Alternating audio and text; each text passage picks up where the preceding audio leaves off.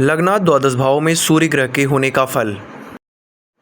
जन्मांक चक्र या जन्म कुंडली में सूर्य यदि लग्न में हो तो जातक दुबला पतला पित्त प्रकृति का क्रोधी स्वभाव वाला तथा धन घटता बढ़ता रहता है, दीर्घसूत्री और आलसी होता है, परिवारजनों से दुख पाता है।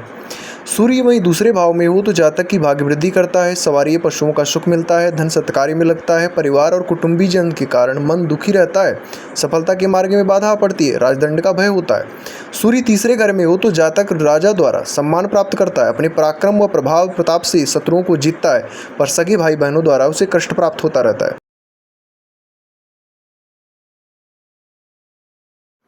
सूर्य चौथे स्थान में यदि व्याप्त हो जन्मांक चक्र में तो जातक विदेशवासी होता है, अर्थात दूसरे देश में निवास करता है, शत्रुओं से पीड़ित रहता है, मन की शांति जातक को कभी प्राप्त नहीं होती। सूर्य यदि पाँचवें घर में हो या पाँचवें भाव में हो तो जातक बड़े पुत्र से कष्ट पाता है, कुशाग्र बुद्धि का जातक होता है, दूसरों को धोखा देकर धन एकत्र करने की प्रवृत्ति होती है, अपितु उदर अर्थात पेट रोग से कष्ट प्राप्त करता है।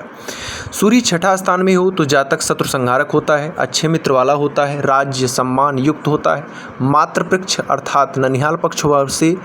जातक को कष्ट प्राप्त होता है, पशुओं द्वारा कष्टित रहता है, शूद्रों से पीड़ा प्राप्त करता है।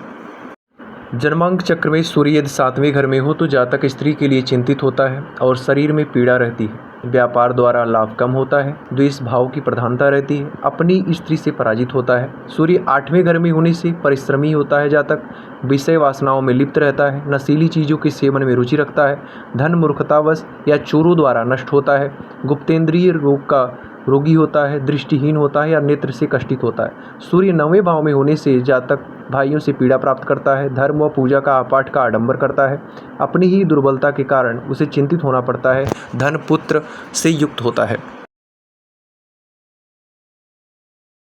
जन्मांक चक्र में सूर्य दसम स्थान में हो तो जातक को राज सेवा में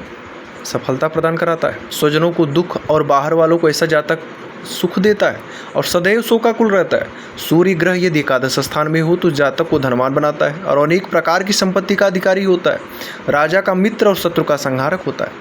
वहीं यदि जन्मांक चक्र में सूर्य 12वें घर में हो तो जातक को धन जो प्राप्त होता है वो अकल्पित रूप से नष्ट हो जाता है, नेत्रों का जातक रोगी होता है, एक ही स्थान पर रहता है, लड़ाई में विजय पाता है, फिर भी विपत्तियाँ चारों ओर से घेरी रहती हैं। Complaint or suggestion, please call on 8601702605. Please follow on Instagram.